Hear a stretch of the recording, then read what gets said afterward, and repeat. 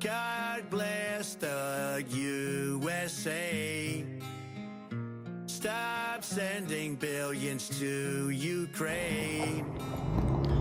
Put America first for a change. 6 giờ lẽ bạn. When they fail, I'm the one that they blame. I only ran for president 'cause I had one thing. Thank you, brother. Excellent.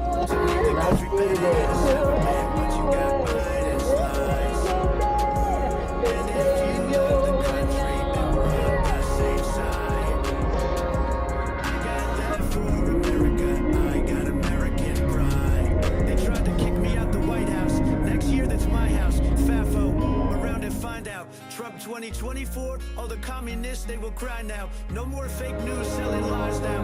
CNN stands for the Clinton News Network. I'm the only president to leave with a lower net worth. Biden took office, oh boy, did it get worse. I guess that means that I was better than my successor. I only ran for president cause I had one thing on my mind. To make the country better than it's ever been, but you got Biden's lies. If you love the country, then we're on the same No, side. not her bigger SUV. Yeah. Not her car. That. Oh shoot, I could have gone right here. Take out.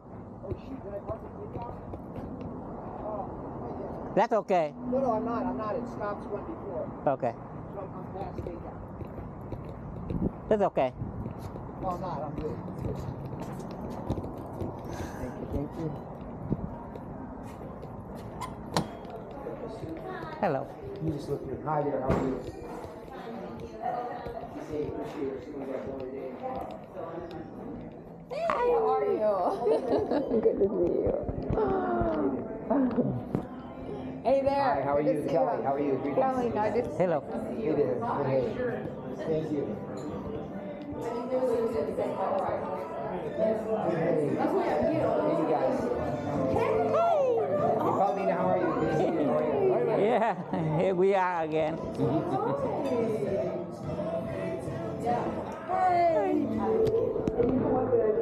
Good to see you. Good to see you. You made it. Hi, Lamb. Hello. How are you? Good. Good to see you, buddy. Yeah. Glad you're here. Glad to be with you. I'm glad.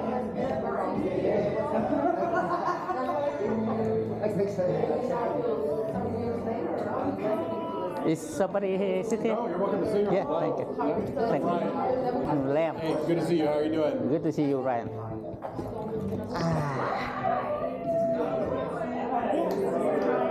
Hi, how are you doing? Kelly Johnson. Hey, good to see you. How are you doing? Real good. Good, excellent. Glad to get more people involved with the education part of things. Oh, yeah, That's important. exactly. Dr. Bean and you guys and everything. Oh, yeah. Hey, how you doing? Good to see you. I saw you walk in. What's happening? Where are you sitting? Right there?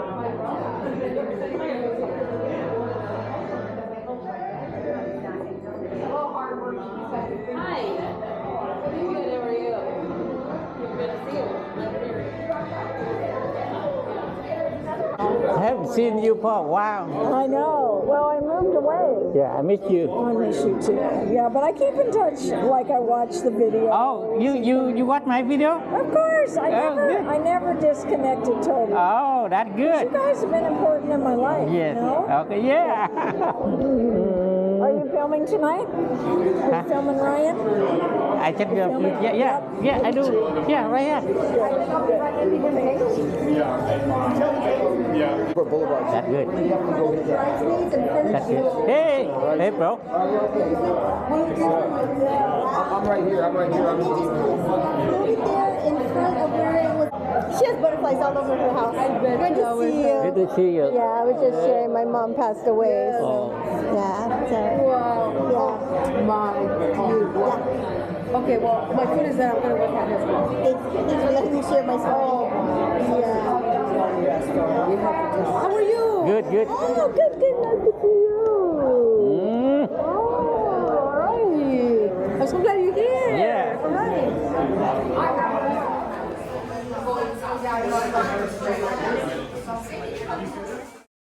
Thank you, Michelle.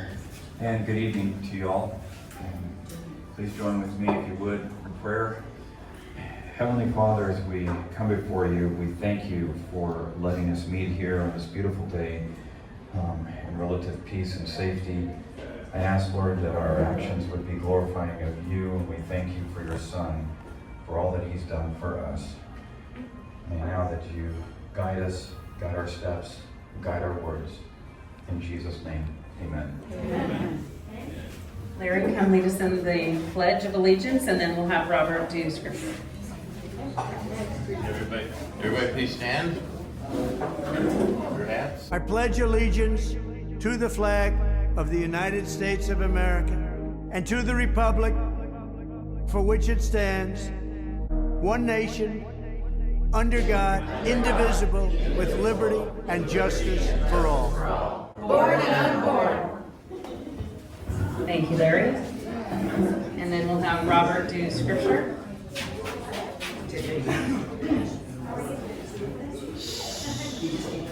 I'm going to read from Psalm 121. It's only 8 verses. And then after I finish reading those 8 verses, I'm going to leave you with a little teaser, and then we'll go into the main event. Psalm 121. The Lord is the keeper of Israel. Verse 1. I will lift up mine eyes unto the hills, from whence cometh my help. My help cometh from the Lord, which made heaven and earth. He will not suffer thy foot to be moved. He will keep thee, will not slumber. Behold, he that keepeth Israel shall neither slumber nor sleep. The Lord is thy keeper. The Lord is thy shade upon thy right hand. The sun shall not smite thee by day, nor the moon by night. The Lord shall preserve thee from all evil. He shall preserve thy soul. Amen. The Lord shall preserve thy going out and thy coming in from this time forth and even forevermore. I mentioned to Michelle before most of you all got here, and that is I was wanting to talk about maybe in a month or two when we meet up again is the difference between an Edomite versus Israeli. And that's why when you look in the Old Testament, you always see Hashem saying that I am the God of Abraham, Isaac, and Jacob. He doesn't say Esau. So I'll look forward to hopefully in a month or two to do a little in-depth on who the Edomites are. And you can even answer this question to yourself is, are they still alive today? And the answer is yes. Thanks, Robert. All right, if you could go to the next slide, we're going to do a few announcements. So we've had Roseanne DiCostanzo of New California come out and share with us before about this interesting strategy to subvert the evil tyranny within our own state of California. If you've been paying attention at all, you know what I'm talking about. So they're having an election, and they're doing it the way elections are meant to be done, with ID and with one-day in-person voting. And this is going to be happening at the Fountain Valley Recreation Center. It's the senior center that we've had meetings at before when Sonia Green was doing Patriots for Freedom events there. So it's the Fountain Valley Rec Center at 16400 Brookhurst Street in Fountain Valley. ID and proof of residence will be required. So hopefully your ID and proof of residence are one. Maybe your driver's license is up to date. And so it's paper ballots and no mail-in and no machines and same-day results, the way elections should be. So come on out and check it out. It's the senior center. Yes? And that's the new California Constitution? Yes, the new California Constitution. The new state, the actual new state? That's their hope. They are in process, and they've been working with the Trump team to seemingly follow the way West Virginia did their secession from Virginia. So when West Virginia didn't agree with Virginia, they left, and this is that same model. However West Virginia did it, they are hoping to do that with New California. Okay? All right, so that's the voting for their constitution. Okay, next slide, please. All right, some good news. We've had pro-life highlighted for June, and this was just 1 week's results from Love Life. and Sean Thornburg, and there were 17 babies saved, 3 houses of refuge, which are churches that come on board to partner with Love Life Ministries, and 211 prayer walkers, which is pretty awesome. So we'll take it. All right, next one. Okay, another friend of the group, Eric Stalter, he's been doing it. He helped me start the Liberty Summit way back in 2021 when we just started this group. And he's out in the Inland Empire, technically Yucaipa. He got a download from listening to a Tucker Carlson monologue one night. And he was talking about having a civil review board. A civil review board is what reviews. It's a community effort. No teachers, no administrators, just community leaders and parents and people that want to know what the school boards are up to. And now he's taken it bigger, and the CRB, or Civil Review Boards, have its own website, and it's doing quite well in multiple cities out in the Inland Empire. And now he's choosing to run for Riverside County Supervisor. So he's having his kickoff meeting and campaign barbecue, and that's going to be Saturday, July 12th from 4:30 to 7. It is in Yucaipa. So if anyone wants to carpool, I recommend it. It's a bit of a schlig. A schlog, whatever that word is. What's the word? Schlep. Either way. The thing. It's a thing. It's a drive. Slog and schlep. I was combining Yiddish and something else. I don't know. Thank you. And it's going to be held at Oak Valley Church. So if you'd like more information about that, he's a great patriot. They've been doing also, if you've ever heard of the Liberty Lap, where it is not Trump specific, it is pro-America and pro-first responder. And they do flag parade runs with their cars. And they meet, gosh, I think they do it once a month. I want to say they do it once a month, at least, but it's called the Liberty Lap. So that's a Facebook page as well. If you're interested in more information, or you know some Inland Empire patriots who want to get involved, this is a good guy to know. He also has his own podcast at this point, and we shared that when he had Dr. Frank on there talking about our elections. So good guy, good barbecue, and this is going to be Saturday, July 12th. So this weekend coming up. Okay. That sounds fair. Yes. Did you notice that with all the COVID money, the business residents and stuff didn't get a lot of help, but they have a new building? Did you notice that? I don't know if you noticed that. And now they've got a raise. Oh, and then our lovely dear Vincent Sarmiento of Supervisor District 2 decided to give his entire $50,000 raise to help ICE, help the immigrants against ICE and all that stuff. So yeah. Anti-ICE efforts. That's what he did with his $50,000. Can you say money laundering? I think that's money laundering. I think that's what that is. Yeah. Mm-hmm. So, good old Orange County. All right, moving on. And then this creep, I don't know if you know him, Scott Wiener. He is the legislating author of many, many disgusting bills, pro-pedophilia. That's real.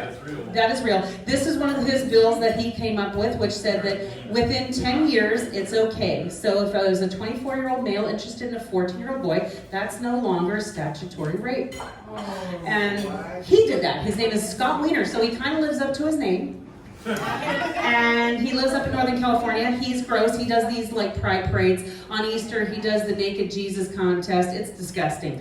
He's disgusting, and he's still part of our fabulous legislature. So, Is he related to Anthony Weiner?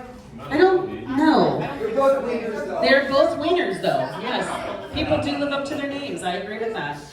So yeah, so we have to keep fighting the good fight of faith, because even though Trump is doing amazing stuff, you know, we are living behind enemy lines, literally. Okay, next slide. There isn't another one. Oh. Okay, there was something. Oh, I know, the YouTube video, the other one.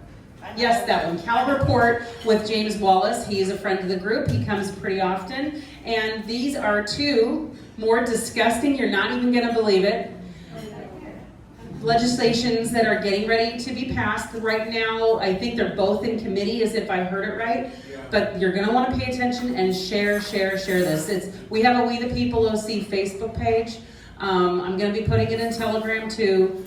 But y'all need to this needs to get out, because while everyone's focused on the ICE raids, they do all this disgusting stuff in the legislature without anybody raising or batting an eyelash, right? So please share this. This is James Wallace with the Cal Report. And we need to change the volume of the power. There you go. Ta-da! And Okay. Well, you led perfectly into one of my topics, and that is Bob Page. So thank you so much. So we're going to start with Bob Page at the Registrar of Voters for Orange County. And some of the things that I recently learned, which is very fascinating. We actually had the first workshop of the ones that are being kicked off. And what happened was we were at the CPA, Conservative Patriots of Orange County, which is run by, was run by Deborah Pauley, is now Susan Stivers, the president. Stephanie Townsend's on the board over there. And they actually had a special session before the CPA meeting. And it was actually Deborah Pauley put this on where she was the mediator and had Bob Page in. And Bob Page wanted to have only 10 people there to talk to. And she had set up 20 people, so it was like kind of a little bit of a roundtable discussion with Bob Page. And we had 2 rows of 10, and Bob Page was in the front of the stage with Deborah Pauley, who was kind of, facilitating the conversation along. And Bob Page intended to come in, I guess, he requested to do like a presentation as well. So we only had an hour with Bob Page, and he kind of wanted to kill it with a 45-minute PowerPoint and then maybe a few minutes of questions. And originally we were going to all ask him questions and kind of rotate. I was one of the participants that was invited to participate there, and we are going to kind of go around and all ask him questions. And we kind of were getting filibustered a little bit, and kind of Deborah Pauley flipped the script and just basically said, how about this? We're all going to give you statements. We're all going to give you feedback on things we'd like to see implemented, and bring up, our concerns to you, so you can take those back for consideration. And so he didn't have as much time to talk. He did get a chance to talk, quite a few times. He got to answer some questions, but really it kind of turned into a listening session, and he had much briefer chances to talk back. Because what his goal was to come in and kind of present to us without really getting a lot of feedback. So I want to share with you a little bit about what happened there. And Urson Russell, who I believe has spoken to this group before, I've seen Urson in a bunch of different places, but I've seen him here. Really outstanding guy, really knows his stuff about voter integrity. And he was there, but he wasn't one of the people asking the questions or talking. He was just there videotaping it. And so I think he's gonna either make little video clips of all the things we talked about, or he might share the whole thing, but he's gonna eventually use this to kind of share out there in the public, which is nice. So I wanted to share with you, though, some of the things that were discussed. And Stephanie was there, and Beth, you were there that day too. So we have 3 of the 20 participants in this room, and so you both can correct me if I miss anything. But one of the things that we all know a lot about voter integrity, but we're not all experts like Urson Russell. And but one of the things I know Michelle was big on during the elections was like the military ballots and overseas ballots coming in and all the problems with those. And that was one of the questions that was discussed and answered or asked and told to him. But one of the things that I wanted to tell you about was he kind of, in the beginning, he kind of told us that their plan is to do I think he said 18 workshops. So the one you just mentioned is probably one of the first ones, but they're going to do these workshops around Orange County, and he was basically saying how we're going to get out there and get the feedback of the voters. We're going to find out what they were really concerned about. We're going to take that into consideration, right? And a few minutes later, it's probably 20 minutes later, we basically were asking him about the Voters' Choice Act and the problems that we see with it, and all the questioners and all the people making statements were kind of building on the last person, and if they touched upon that subject, they were kind of doing a different subject, and we all talked about something different. Well, we get into that, and one of the questions that was basically asked to him was, you're in a role where you should be advising the supervisors on what to do, and he basically came back and said, no, I'm not a person to advise, I'm just an implementer. So they make the decision, and I just implement it. So, and then like, no, that's not your job, and I'll talk a little bit more about that later. But ultimately, he came back and said, well, right now, there's nothing wrong with the Voters' Choice Act. I think it's wonderful, and I wouldn't advise to change anything to them.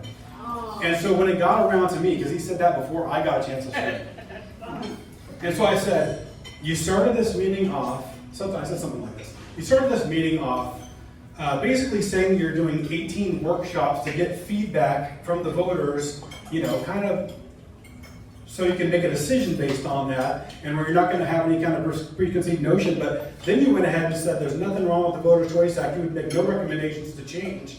I said you have already biased your whole approach because you already have made up your mind that the Voters' Choice Act is perfect. And I said, by the way, the job of local government, the job of city council, county, government, state level, is always to shield from the level above. I mean, your job is to protect the people. If the federal government is overreaching, the state is supposed to stop it. If the state is overreaching, the county is supposed to stop it. If the county is overreaching, the city council, and so forth. Local government is all about being a shield to protect our rights. And I said, your responsibility as, in his case, an appointed official, your job is to protect us from bad policy from above. And by the way, you're supposed to be the expert on voting and voter integrity.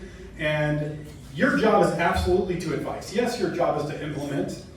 But then when you see something that's not working right, your job is to advise the supervisors and influence the direction that they go with our voter integrity.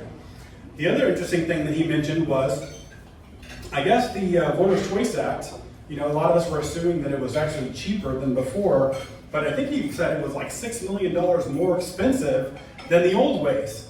The old ways of precinct ballots that we actually trusted the system, and it's actually more. And he said it would be a little bit, he said it's not considering the fact if we went back to precincts, we would have to get some more, whatever, equipment, whatever it would be, but basically he's saying that the new way costs a lot more. But even if it costs less, I asked him, and I did all this in like 1 minute, but I basically asked him, well, how much does it cost if people have no faith in our elections? What's that worth? Because that's where we're at right now. Nobody trusts, nobody trusts the Secretary of State. Nobody trusts the way the ballots are being counted. Nobody trusts the voter rolls if they're coming from Shirley Weber's office. And so this is the kind of feedback that we expect you to deliver to our supervisors and advise them that the people of Orange County strongly want to go back to the old way and certainly not want to continue on the way that we're going right now. And so that was one of the things that came out of it. But what I wanted to tell you about is I'm so excited about these workshops because it allows people like us to go and make these points. And I'm going to tell you that they're going to get there at these workshops, and it's going to be all them doing a PowerPoint presentation that kind of like filibusters the time. So somehow we got to get our words in there in these workshops. But I want all 18 of these workshops to be all on these guys about voter integrity and our concerns about the Voter Choice Act. Because that's what our session was. He realized he made a mistake, probably 5 or 10 minutes into this conversation, and I do hope he does go to all these other workshops, but he may or may not. But we are a very well-informed group. The people that were invited know, and a lot of them know a lot more than I do, but I know enough to be dangerous in this category because there's so many things that are wrong that it's so easy to point out.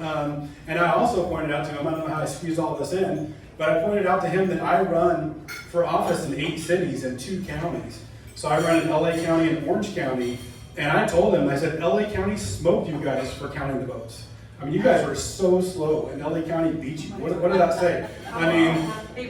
Yeah, and I also mentioned that because, yeah. Your question? I was there observing the vote, and I watched what these people did. Yeah. And it was a circus in there. Yeah. It's a joke, it's a circus, and there is so much bullshit going on. It's not even funny. Yeah, we need to have people come. These are workshops that they expect people to go and just, nod and smile and take their presentation and walk away, totally be like, oh yeah, sure, it's great, keep doing what you're doing. But we need people like us to show up those workshops and tell them what's really going on. But the reason I told him that I run in 2 counties is because he told us that when people run in 2 counties, that their votes are never audited. It was really, really weird. He said basically we can only audit votes that are only in Orange County. So that means that offices like mine, which not all of I'm a trustee for the North Orange County Community College District, so we're in charge of Florida College and Cypress College, and so we have part of LA County, but basically he was saying that, all the assembly races, anything that would be like 2 counties, or anything that goes over the border, like some of the community college districts and some school districts. Yeah, it's a lot of offices, and he's basically saying that we can't even audit those because they're now in 2 counties. We can teach them. Yeah, exactly. So anyways, and after the whole meeting was over, talking about the supervisors getting their big increase, like I shared his salary, and he's making like $255,000. And it's one of those things that, I'm not going to bash the guy, but it was very much like he was just trying to sell us on what they're already doing with no real desire to change, and his mind is completely made up. And I pointed that out to him, like saying, whoa, you can't tell us on one hand you're going to do all these workshops to accept all this great feedback from people, and then on the other hand basically say you've already ignored it, you're just doing this to go through the motions, and you're not going to go ahead and make any recommendations to the supervisor, which I believe is your job. He's got an appointed job, but he's not an elected official, he's a high appointed official, and our county is one of the top paid. And I believe he takes an oath of office in that role, because most of those positions do take an oath of office. And so your job is to protect and defend the Constitution on behalf of the people, and you're already telling us that you're not going to do it. Because part of your responsibility is to, be an expert. I'm sure he knows a lot about voter integrity. He just doesn't have a problem with all the problems we have. He's not concerned if it's off by a few percentage. And we know that one vote can make a difference. I'll tell you, I think it was 4 years ago, the Brea-Olinda Unified School District, they came down to, it was a tie vote. There was one radical Democrat and the other lady who I think is a weak Republican, but we were kind of rooting for her. It was a tie vote. They had to go down to a dice roll. Wow. Yeah, and it's based on the board policies of each board. Like it could be a flip of a coin, it could be a dice roll, it could be different things. It goes down to that. So we're talking an election that came down to a dice roll, and fortunately the radical Democrat got up there and rolled a 1 or whatever. And then the other lady won with like a 2 or 3, I can't remember what it was. But it came down to a dice roll. You work so hard, and we're a proud republic, you work so hard for your elections, and you never want to lose by a vote, or you never want to be tied, but to lose to a dice roll, like a game of chance, is so sad. And it was fortunate for us because I know the lady who lost was a complete radical, but even that, I don't root against somebody to lose by a dice roll or a game of chance on a coin toss. So we know that votes matter by a whole lot. I think Janet Nguyen also won by a very narrow margin one time. I think she won by a few votes, a handful of votes. So when we're talking about things like cheating in elections, being very uncertain about things like military ballots and overseas ballots, and any ballot that has to be like reduplicated onto the right size because they're not getting the right, all the things that go on. I mean, there's so much, and Michelle is very informed about this. But to have somebody who's in charge of our elections, Bob Page, who doesn't seem to be concerned about his role, his role and his responsibilities to the people, to me that's extremely concerning. And granted, I understand that he is in the middle of 3 Democrats and 2 Republicans, and he's supposed to be kind of non-biased and neutral. I get all that, but it doesn't really matter what side you are on. You should be very supportive of voter integrity. And if there's concerns of the people, you need to hear them out. And if there's valid concerns, you need to do something to fix it. And especially learning that the old way, well, first of all, I think the old way might have even counted a lot faster, because now things drag on. They drag on for weeks and weeks and weeks, and it's like compared to what even like the hanging Chad situation in Florida is, it's like the situation we're dealing with now is so much worse, because you can't trust anything about it. You can't trust the voter rolls. Apparently that's being refreshed by the state, so we could clean up our voter rolls. We could take 100,000 people off of our local county voter rolls that died, and they could be refreshed 2 weeks from now with them all back. This is like a huge problem. And so I think one of Bob Page's, somebody mentioned that Bob Page is getting sued now by Hermie Dillon and Pam Bondi. He's getting sued by the federal government, and it's basically because he refused to turn over some of the voter data You know, as an elected official, if I get voter data, it'll have your name, your address, your phone number, your email, your party affiliation, and kind of like you can get the history of your voting. So if you voted 2 times in the last 4 elections and stuff like that. But it will not give you your like social security number or anything that's like super confidential. And basically the federal government's asking for those kind of things. They're asking for the full, you know, unblocked, you know, Excel spreadsheet. And they should be able to get that, you know. I mean, this is the federal government, and of course they should be able to get that information. Bob Page refused to turn that over, and that's why he's getting sued right now. And the reason the federal government's asking for it is because they're looking for illegal immigrants who are voting in our elections. Yeah. So that's exactly what they're looking for, and I think they've been open about it and told him about it, and he's refusing to turn that over. So on one hand, if he was sued, he could kind of defer some of it to the state because it'd be like, whoa, well, they manage our voter rolls and you know it's their responsibility and everything else. But him not turning over the data is on him, and now he's going to get busted for it because I'm pretty sure that the courts are going to side with Harmeet, Dillon, and team on behalf of the federal government. They should be able to get that information, no problem at all. You know. Yeah. Transparent. And remember, he kept saying that every time we challenged him, because everybody in that room was 100% against the Voter Choice Act. And he just kind of looked at the stars when we were bringing it up. And he said, I can't, everything, his excuse for everything, do you recall? It's the law. And I said, change the law. I can. Yes, you can, or we can change it for you. Yep. See, Beth was a perfect person to have in that room. So exactly right. I mean, here's the thing: is this guy basically says everything's fine, just let me do my job, nothing's wrong. I don't really care about your feedback, and that's the opposite of the message of his first 5 minutes, which is going to be the same thing in all these workshops, whether it's him or somebody on his behalf. They're going to get up there saying, "Oh, we really value your feedback," which is why we're going around all over the county doing 18 of these workshops to make sure we get your feedback, you know. But his mistake was being too honest and saying, oh, I've already made up my mind, the Voter Choice Act is fine, I'm never going to make a recommendation, that's not my job to make a recommendation, you know, I am just somebody who's supposed to implement what I've been told by the supervisors and everything else. So, sir, do you have a question? Oh yeah, I was going to say, let's play devil's advocate, right? So, when we go in and look through these, oh sure. You don't need it. No, I don't need it. Whatever recording. So let's play devil's advocate. So let's say they go through these records, right? Supposedly looking for, you know, people who are illegal who are voting. Let's say that they don't exactly understand what they're doing, obviously, because you know you have like some sort of handlers like, hey, you have to go here, otherwise I'm going to call immigration on you. Like, oh, okay, whatever, right? How much do you think that goes on? Because I think that goes on a lot more than we realize, as opposed to, you know, people actually maliciously trying to, you know, vote twice, vote 3 times in different counties and whatnot.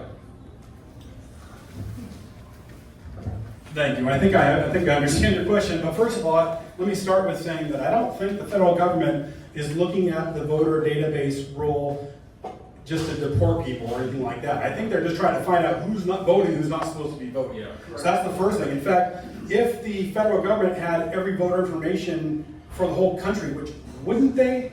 You know, shouldn't they? You know, then they could do a search. They could do a search for duplicates of Social Security numbers and find all kinds of problems there. They could find people who are voting in multiple states.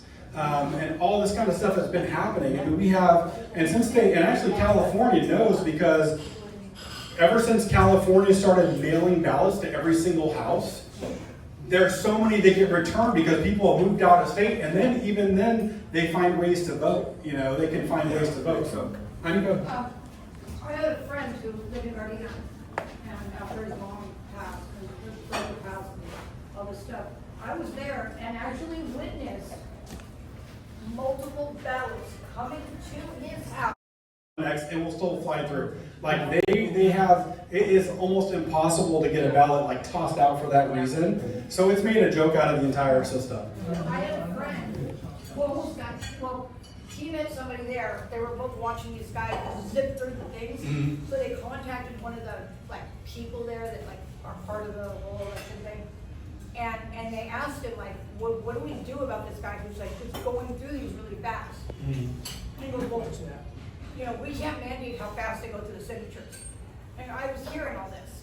And so he's like, well, you want to go over there and look? And he's like, yeah, I want you to go over there and look. So he goes up and he stands there, and then the guy goes much slower now. Yeah. And I was thinking, so wait. When he's being So, watched. so they were kind of off to the side, and my friend said to the other person, maybe he should stand there all night to make sure he does his job right.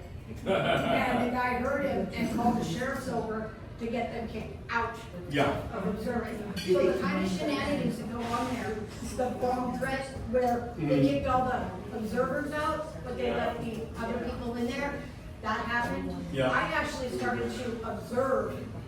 I was driving around the registrar's office at night just to make sure nothing else was going on, like balance were coming in without being lost. Okay, we're gonna stop comments for now, and let's refer back to the presenter. And then if you have comments or questions at the end, that'd be great. Thank you. All right. But you're completely right, and it's one of those things that what he was talking about too, and I don't remember every word he said, but he was basically talking about the voter, checking the signatures and verifying it, and it didn't really matter if they took 10 minutes to look at each one or 2 seconds, because they weren't going to pull any of them for questioning. You know, they were going to pass them all. That's basically what he said. I'm like, what's the point of this entire process? Okay, so this is why I'm so glad that it was mentioned tonight that the first of 18 workshops is going to happen. I encourage you to go to as many of those as you can. I'm sure they're going to do it community by community. But bring some of these concerns up and let them know that the current way is not a good way, and that we have serious questions as voters as to the integrity of our elections, especially in Orange County, when we should have the most faith out of the state, right? We should be leading in this area, and if we had appointed officials who were willing to fight for us and make actual recommendations to their superiors, because they're actually supposed to be the experts of the matter, and that's their job to make those recommendations. That's what we really want to encourage them to do.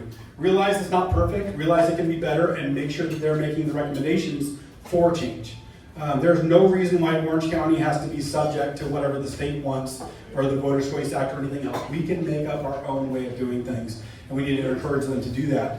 And by the way, there's another kind of related issue a little bit, but you've heard that Shari Friedrich, who was the treasurer, Orange County treasurer, a lot of her power has been taken away by the supervisors. She actually has all these certifications behind her name for financial management, and as the North Orange County Community College District trustee, she manages like hundreds of millions of dollars on behalf of our district, and she has either had consistent gains, or when things are crashing down, she's been pretty steady. We haven't lost near as much. She's done a good job in her role. Her job is to be very conservative, to protect the hundreds of millions of dollars that she manages. Well, and she has, like I said, she's elected for that position, and that's what her role is supposed to be. But the 5 Orange County supervisors just voted to strip her from all of those powers, and now they're going to be the ones that are going to be voting on how to invest our money, and none of them have certifications behind their name about finance or anything else, because they have no idea. So you can imagine what that could lead to. They could take some of the funds that she's been investing. They could invest it in California state funds. They could be investing in things like Solyndra and solar or whatever. We're a Democrat majority now. Solyndra, things that go bankrupt, Pfizer. So these are the kind of things that we need to be concerned about. And Shari was going around speaking to some different groups, basically trying to say that, hey, my power is being taken away here. I'm the one who's really qualified to do this, and my power has been taken away. So this is what we have to fight against all the time, and that's what this group is so excellent about, fighting against issues like this. But I wanted to point those things out. Next, I wanted to talk about a couple of things related to the Orange County GOP Central Committee. I'm a member of the Central Committee, and a lot of us conservatives ran from different groups. CPOC, CRA, and then we had a lot of support from We the People as well, because we're all running to be conservatives to make positive change for the Orange County GOP Central Committee, and we were not trying to run to bring things to a halt or get in everybody's way. We're just trying to get in there to make things the way we believe that they should be, and that is more a reflection of the people and more reflection of the people that we represent right now, and what it's been for the last, at least 15 years that I've been observing it, is it's been largely a rubber stamp type of a board. It's run by a few, executive members who have been there for a long time, and most of the people just attend the meetings and then they go home and do nothing. You know, a lot of us are elected officials that are on there anyway, but my view is, as an Orange County GOP Center Committee, and I'm a Center Committee member for the 59th Assembly District, which pretty much goes from here in Tustin, kind of to, you know, to Yorba Linda, part of Chino, I believe, part of Fullerton. So it kind of goes Tustin to Fullerton. It sweeps kind of like a bootleg. And so Assembly Member Philip Chin is my assemblyman, and so that's our area that I ran in. I got third place behind Don Wagner and Gene Hernandez, who was mayor of Yorba Linda at the time.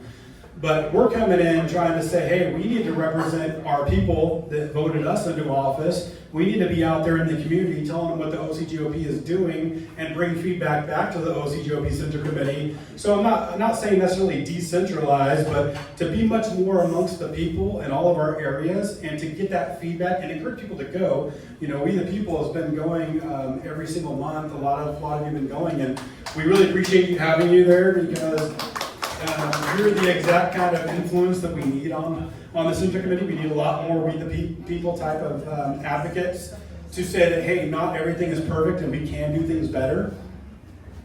And so along those lines, there's a couple things I wanted to talk about. Number one, this morning I had a meeting with the Bylaws Committee from the OCGOP. Because which is an ad hoc committee, but because my group that got elected, and we didn't all get elected, but there was a big group in Orange County that ran together. Stephanie's on there with me, Beth's on there with me as well. Mary is here, she's on there too. So basically, our group got together and we had multiple Zoom calls. We've read all the bylaws. You know, the first thing that we're going to do is we're going to get in there and try to put our stamp on things, find little things that we can make better. It doesn't matter if it's a little bylaw or a resolution or whatever. So one of the first things we did, we all started office in January. I started in November. I got appointed like a couple months early. And on the very first meeting, I voted against something. I was the only one that voted against something in the room. And the people that appointed me early that were on my assembly district, they were the ones that appointed me. I was already elected anyway. I was coming in January, they appointed me, they were kind of lecturing me on like, oh my God, we just put our neck out for you to appoint you and you voted against us on the first day. Like, what is your problem? And I said, look, I was duly elected to this position. You got me here 2 months early. Thank you. You know, but it's like I'm not owe you a thing. I'm not going to vote your way. Yeah, I mean, and and John's gone, but we're trying to be, well, that kind of was what it looked like that night, but they didn't realize that I got a whole team coming in 2 months, you know, and we don't have the majority, we only have, you know, less than 30% probably, but we still have enough to make a difference. We can't win a vote without winning other people over, but we will win people over time. But the thing I voted against actually was Will O'Neill, our chairman. I voted against him getting basically appointed early to the executive committee because the fix was in for him to be the chairman, and we just didn't like how that whole thing was going down because we felt like it was very similar to how Kamala Harris got appointed or anointed when they got Biden out of there. So our group decided to run. We ran for every executive committee position, even though we lost. I ran for vice chairman of the Republican Party. And we all got outvoted. We lost. I think Stephanie did the best out of us. I think she got one more vote than me. You know, because she's so nice, they didn't see her coming. But she's a tiger. But yeah, so she outperformed me by like one vote. But the point was to make them earn it, you know. I mean, basically, Will O'Neill's a great guy, but we forced him. He had to like call everybody. He had to like campaign. He had to like meet with people because it's like, look, you need to earn your spot, and you know, and if you don't do a good job, by the way, we have people that are ready to replace you or anybody else. So it's just to put you on notice ahead of time, and it wasn't personal, really. It wasn't his fault that he was being anointed. It was really we really blamed more the people that were trying to crown him, you know. Yeah, but since then he's done a good job. We just had our biggest Flag Day event ever. I think there was like 650 people there. Something, 600? I can't remember how many people. But they raised like $650,000 for the party. It was their most successful event in a very long time, and money is important. Do we know why they don't do it on Flag Day? Oh no, they do, but they usually, because it was the day before Flag Day this time. This time it was because they were trying to coordinate with San Diego, I think. And San Diego did theirs the next day. Most years I've gone, it was on Flag Day, but I don't know why, but it was, money, timing, probably the speaker that they had. I don't know if they both have the same speaker. We had Bernie Moreno, who's a senator, and he did a good job. But he had some faux pas like a couple weeks ago. He was on the news for something. But anyway, so this morning we met with the bylaws committee for a bylaw that I submitted in February. They finally met today for the very first time in the entire year. They were supposed to meet with me a week and a half ago when I was in New York and New Jersey, and they didn't have a quorum, so they canceled the meeting and they rescheduled to this.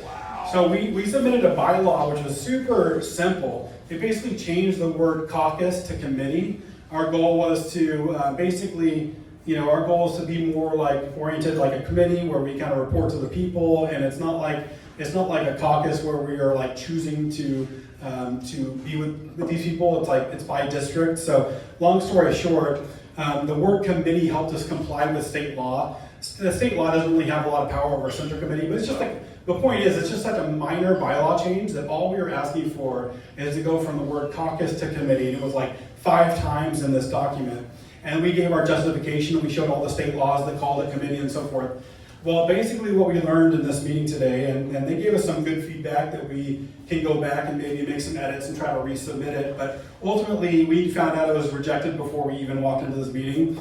Walked into this meeting on Zoom, I should say. So, but it was very entertaining to talk to these people, and the point is it kind of indicated or reiterated, I think, the fact that they see us or anybody that brings any new ideas as a total threat. As a total threat to the establishment. Good. And good. But it was we have much more bigger bylaws that we're going to be trying to work on down the road. And so this was just kind of like a trial balloon for us.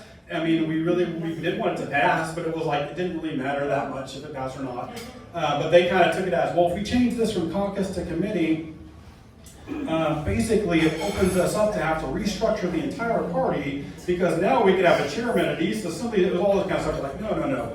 We're not trying to decentralize the party like that. We're not trying to take power from the chairman or anything I said, if it makes you feel better, use the word subcommittee, whatever it was.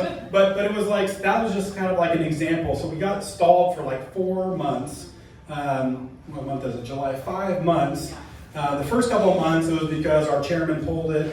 Because he personally wanted to review it, and then he realized he sat on it too long, so he finally passed it to the bylaws committee, and then they sat on it for 3 months trying to decide when they're going to first meet. So these are the kind of battles that we're doing, and the reason I am talking about that is because one of the things I want to talk about is about a month ago, I think it was a month and a half ago, we had our Orange County GOP Senator Committee, and we had our first endorsements meeting. And there were several races that were considered for endorsement that were considered emergency targeted races. So they bypassed the whole endorsements committee and just went straight to the OCGOP Senator Committee, right?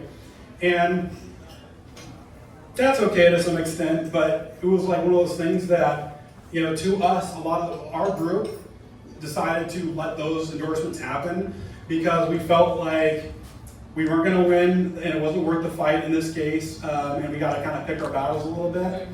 And we're talking people that are big names that, the party does know best if these people can win or not for the supervisor races or assembly races and stuff like that. And although we believe in competition fully, and I'd love to see primaries and stuff like that, we've also lost a lot of races because of primaries and Republicans fighting each other, and then all of a sudden the Democrats still slips in, and maybe the Republicans bloodied each other so much by the March election that the Democrat ended up winning, and that's how we have 3, Democrat supervisors right now.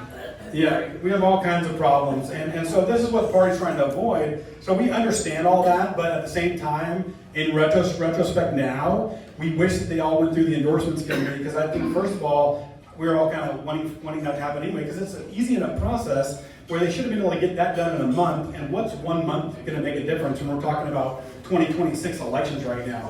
If we waited 1 month, had to go through the right steps, and then went to the full Center Committee, but that's not what they did, and we decided not to fight it at the time. But I wanted you to pull out this letter that I put in front of all of you. And I don't know, is the font too small for anybody? No. It's too big. It should be not on the paper. It should never happen, right? Right. This is a letter written by 6 Republicans. And has everybody read this, or does anybody need to read this, or do you Read it together. Or do you want me to read it out loud? We'll read it together real fast. Let me read it. Give us the gist of it. Well, Either way. all right. I kind of want to just read it because it's not too long, and that way you can absorb it. If you do have a pen, like underline or highlight the ones that piss you off the most. Okay? Because we'll talk about this. I want your feedback. I'm on the censure committee, and 2 of these authors are the people we just endorsed.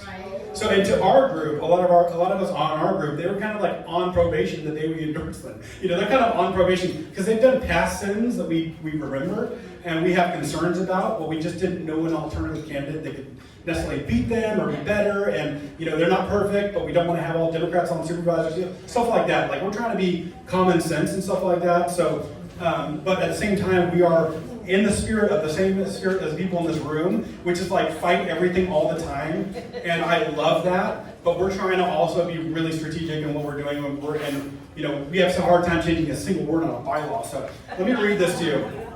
This is a letter that 6 idiots wrote to the President of the United States. Okay.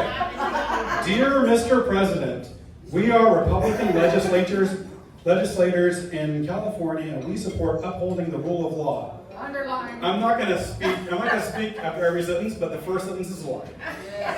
And you can almost circle the times they contradict themselves in this letter. Okay?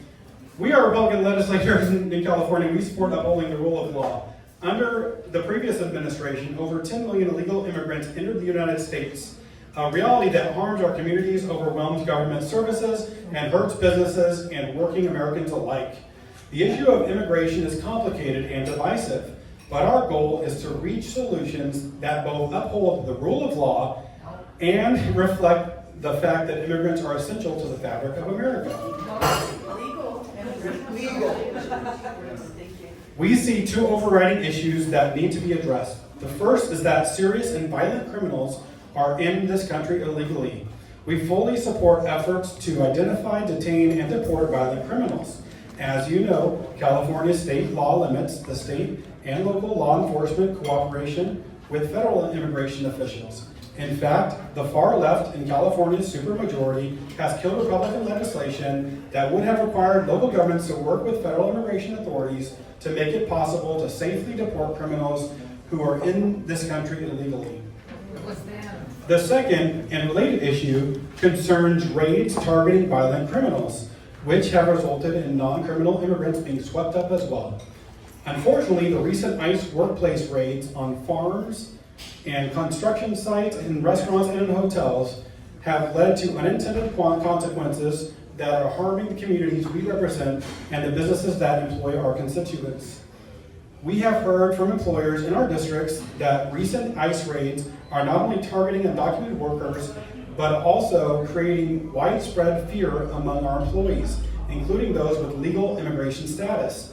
This fear is driving vital workers out of critical industries, taking California's affordability crisis and making it even worse for our constituents. They wouldn't let them take them out of jail. Yeah, page 2. We support the enforcement of federal law, and we back your deployment of the National Guard to protect federal property from violent and unlawful protests. But we urge you to direct ICE and DHS to focus their enforcement operations on criminal immigrants, and when possible, to avoid the kinds of sweeping raids that instill fear and disrupt the workplace.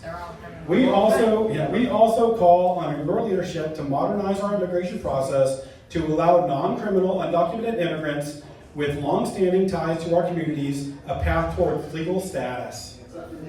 America needs a system that reflects both compassion and lawfulness.